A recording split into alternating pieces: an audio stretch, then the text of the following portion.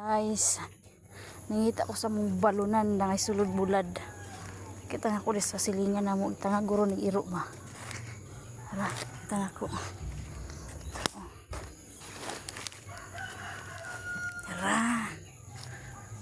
Dara. Pakaw na ko. Naon na itong napabay sulod.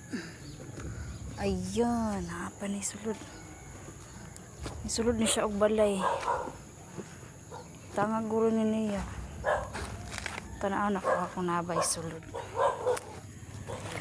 Ako napabay sulod ang bulad. Pait ako na yung bulad gahapon guys. Tapos nawala. May gani kay guot kay siya. Di maabri. Pero wala na. Gikit-kit na. Oh, gikit-kit jud. Tanaw na ko. Pare ko kagahi. Dili siya maabri kay gahi kayo. Kabi kay siya pagkalak. Kabi jud dadala jud sa iro ug tangag ang balunan. Kahi kay siya kahit lang ha.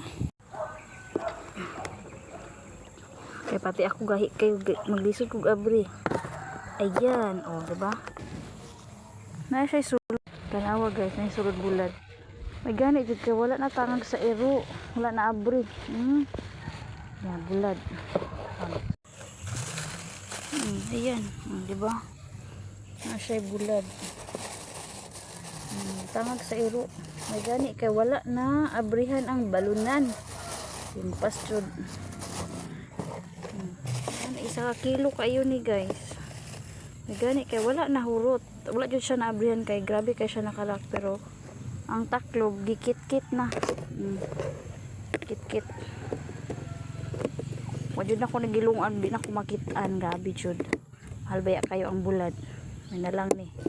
Di laing sundan bulad na tapaingon. Takagon pa jud giro. Ari ko diri sa likod sa mong balay. Na siya dito balay sa mong silingan na dara. Tapos ko jud siyang gipangita. Wala gikit-kit jud. May gani jud kay wala jud siya na abri. Sirado kayo siya. Pwede kay siya nakalak. Uli na ko.